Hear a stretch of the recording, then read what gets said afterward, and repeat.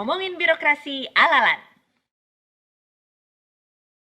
Kita ketemu lagi di Sersan Lan, seru-seruan bareng ASN Lan. Kali ini kita masih ngobrol-ngobrol bareng salah satu penerima atau awardee dari ASN Berakhlak Lembaga Administrasi Negara. Sudah bersama kita Mbak Siti Widartno atau yang biasa dipanggil Teh Wiwit. Teh Wiwit, Mbak Wiwit karena lagi di Bandung kita ngobrolnya pakai Teh Wiwit aja ya. Boleh Teh juga. Apa kabar Teh Wiwit? Halo, baik. Senang banget, ini salah satu ASN yang patut dibanggakan oleh Lembaga Administrasi Negara. Bolehlah kita ngobrol-ngobrol sedikit, tapi yang santai-santai aja. Jangan yang susah ya. Jangan yang susah, kagak keluar di ujian ya. Jadi Mbak Wiwit, kemarin waktu proses penerimaan ASN Berakhlak ini, apa aja sih yang sebenarnya dilalui sama Mbak Wiwit, terus akhirnya bisa menang dapat ASN Berakhlak? Oke, sebenarnya perjalanannya juga ini agak ngagetin juga ya Teh ya. Saya manggil Teh juga ya, Boleh. apa ya didorong Bandung ya.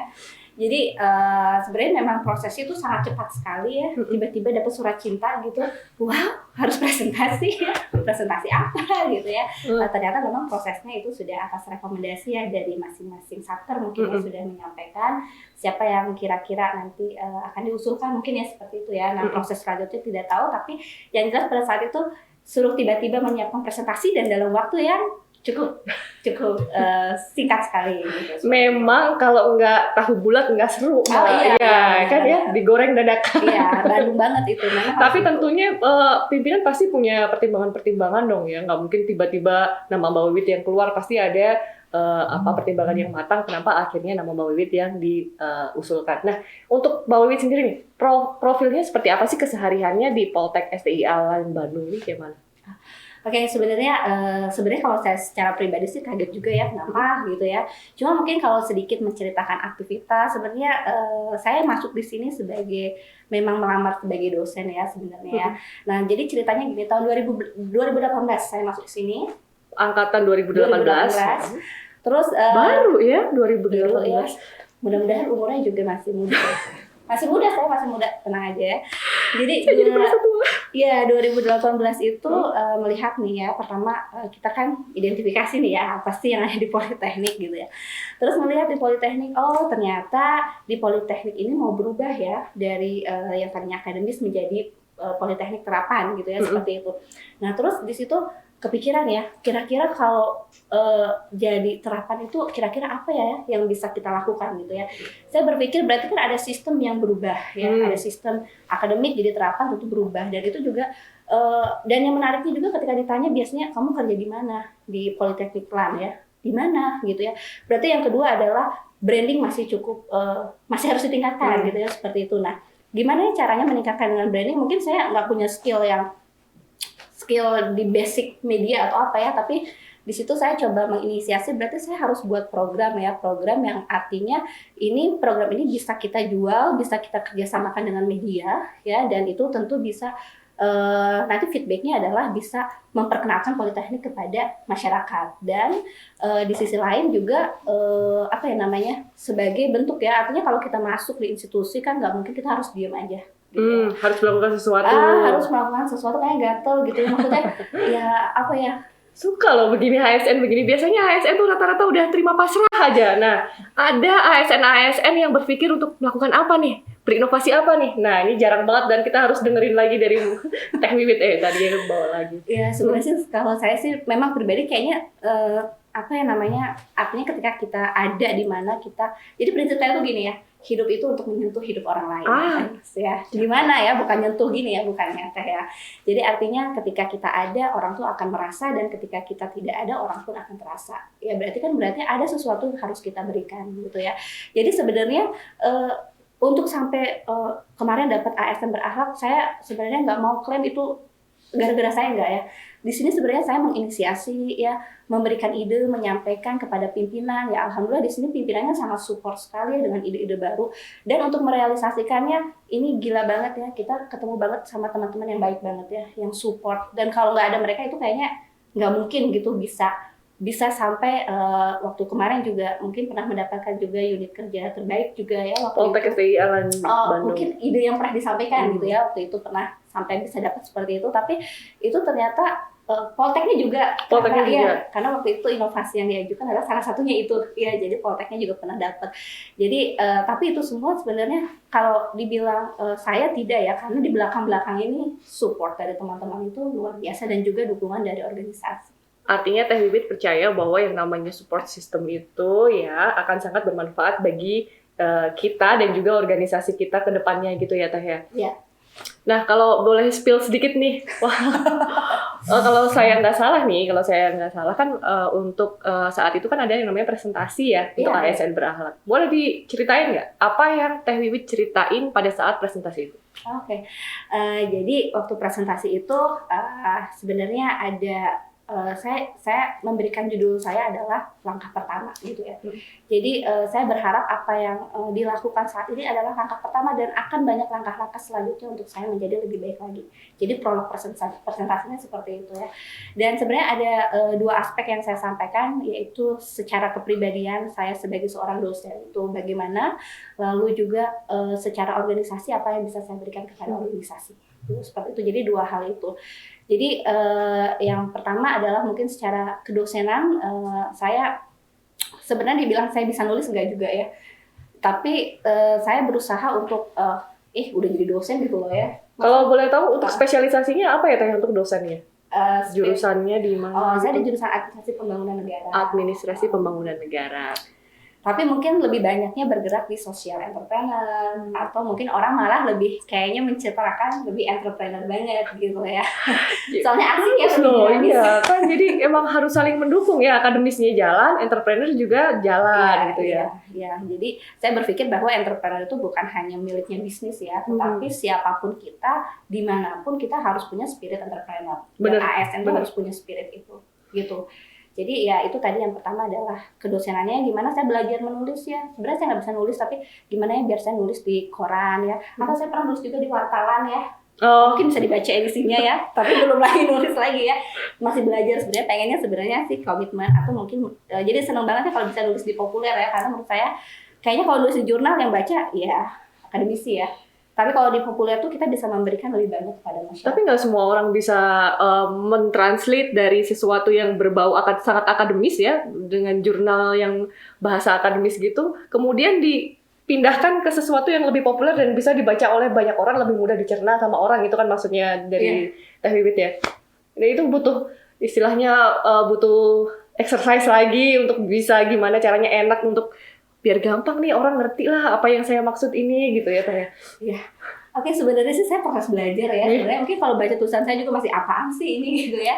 Tapi setidaknya kita mencoba aja menuangkan dengan bahasa kita sehari-hari. Mungkin kadang tutup dulu deh buku gitu ya.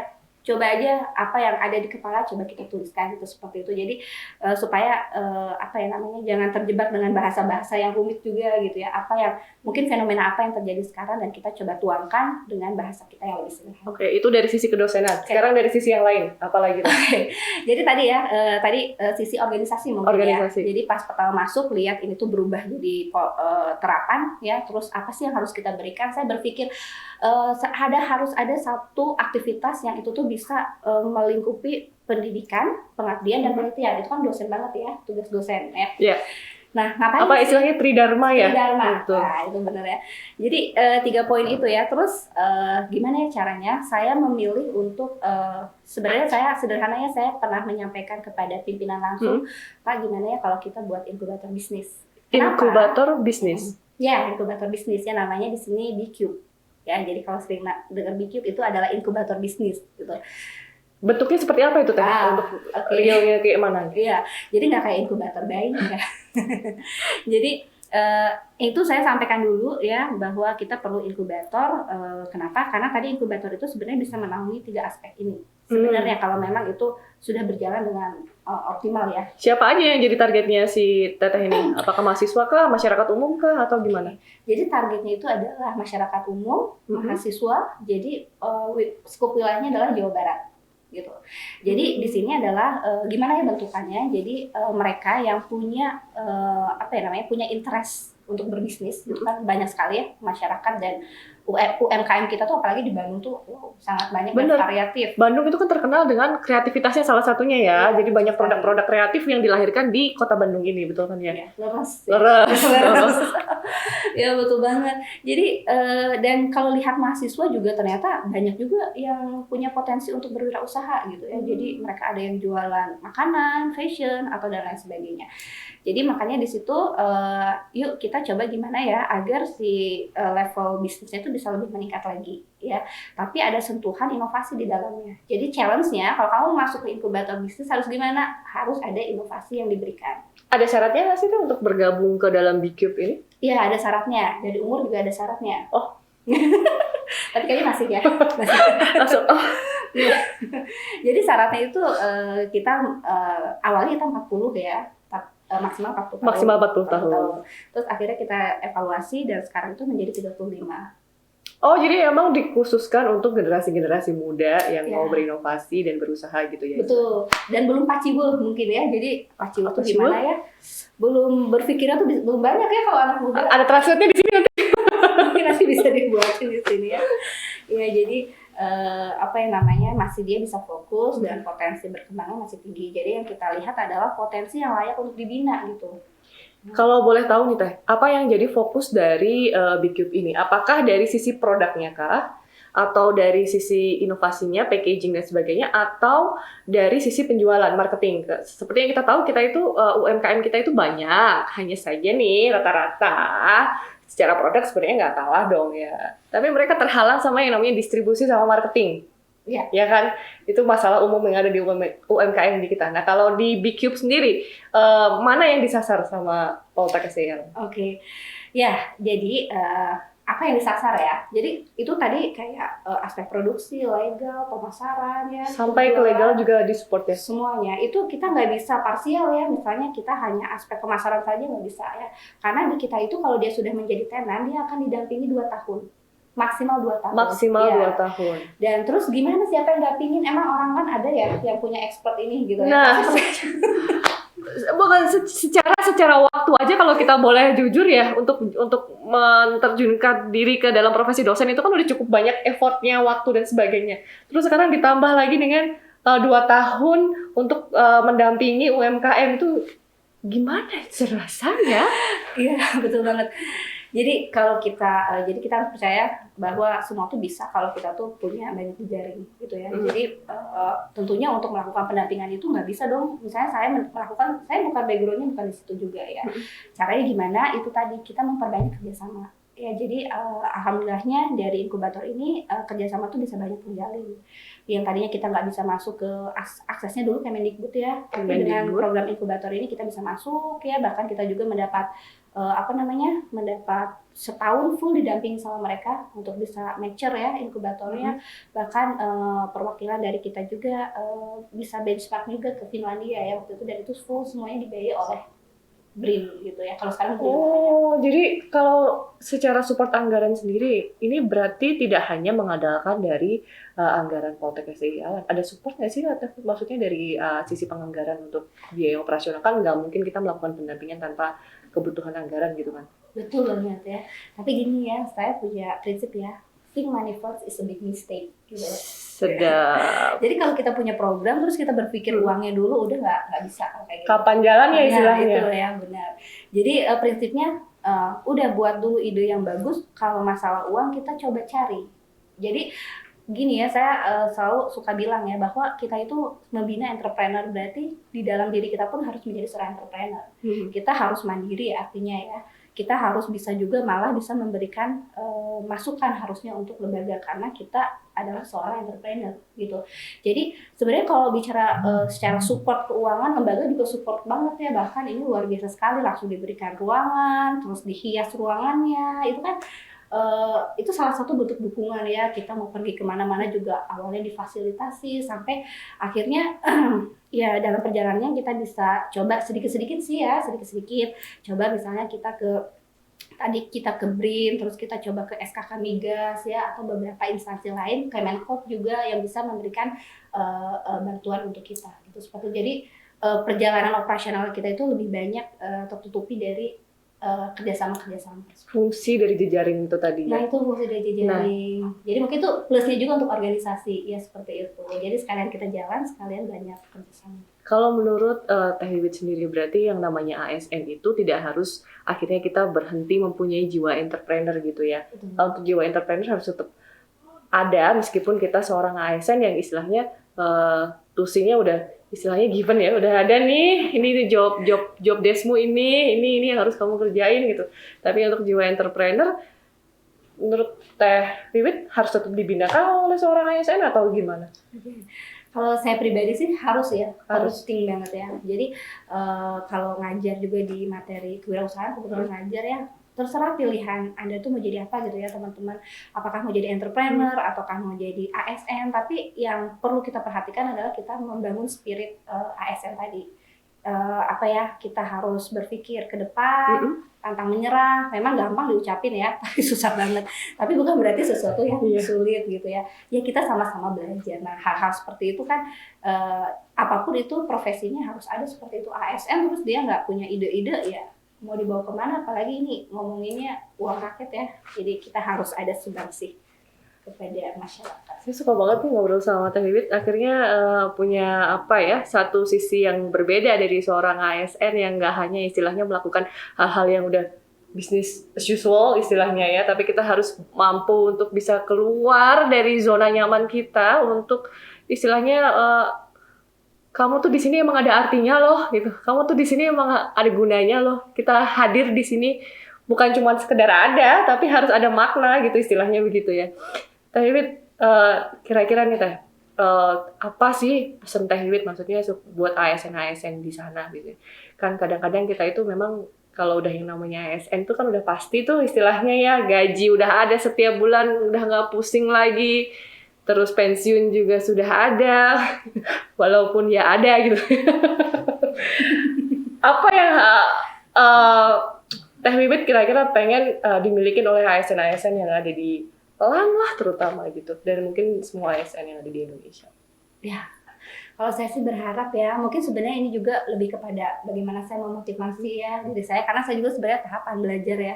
Tapi saya belajar juga dari pimpinan-pimpinan di sini yang banyak banget mengilhami gitu ya. Oh, kita tuh harus kayak gitu ya. Jadi ya tadi ya kita tuh jangan udah mentang-mentang kita ada di comfort zone, rata-rata ASN itu kan sudah comfort banget ya. Jadi kamu tuh harus nih ya, harus berani untuk keluar dari zona nyaman ya. Karena hidup itu luar biasa ya, pelik ya ke depannya ya. Dan tantangan organisasi juga ke depannya akan pelik. Jadi jangan sampai sih kita memanjakan diri kita itu di dalam zona nyaman. Kadang-kadang orang tuh suka bilang gini, sedikit ya boleh tambah ya, kadang orang bilang gini, "Wih ngapain sih capek-capek ngurusin sesuatu yang bukan di luar urusan kita," kadang-kadang ya. Iya, tapi ternyata proses itu tuh yang kita tuh tidak pernah tahu, yang mungkin nanti itu menjadi manfaat kita di suatu hari. Karena saya pun bisa masuk di sini, saya merasakan itu adalah proses yang dulu saya pikir apaan sih, kenapa sih saya kayak gini, kenapa sih Allah tuh kasih kayak gini. Ternyata Allah tuh punya cerita lain, dan saya bisa akhirnya maksudnya ya kita sampai pada hari ini seperti ini. Satu lagi Teh, pamungkas nih mungkin ya, makna berakhlak sendiri buat Teh Wiwit seperti apa? Apa ejawantah dari berakhlak buat Teh Wiwit? Aduh, sebenarnya itu kata-kata berakhlaknya itu agak ngerti ini ya. Sebenarnya orang tuh bilang, wah lu beriman banget ya katanya gitu ya. Padahal dalamannya nggak gitu ya. Ya sebenarnya dengan berakhlak ini saya berharap ya komitmen dan integritas kita tuh cukup tinggi ya di sini. Jadi bukan hanya ya kita berbicara, tetapi bagaimana juga kita bisa menuangkannya dalam aktivitas yang real. Kadang-kadang memang ketika kita buat ide, orang tuh kadang malas ngeluarin ide bukan karena nggak ada, tapi malas karena dia yang akan disuruh ngerjain. Ya gitu ya. Iya nah, banget. tapi mau sampai kapan kayak gitu? Kita tuh berpikir tidak boleh untuk diri kita sendiri ya, tetapi harus berpikir untuk orang yang lebih banyak. Ya mudah-mudahan dari situ bisa menuntut kita benar-benar bisa menjadi orang yang berakhlak dalam konteks yang sebagaimana mestinya. Itu dia tadi ngobrol-ngobrol kita untuk Sobat Lan sama salah satu penerima ASN berakhlak, Teh Siti Widiretno atau yang biasa dipanggil Wiwit. Satu pelajaran yang sangat berharga di sini bisa kita petik bahwa apapun kita, apapun kehadiran kita, walaupun kita sebagai ASN, jangan pernah berhenti untuk membuat makna di setiap kehadiran kita. Sampai ketemu di Share Sunland selanjutnya.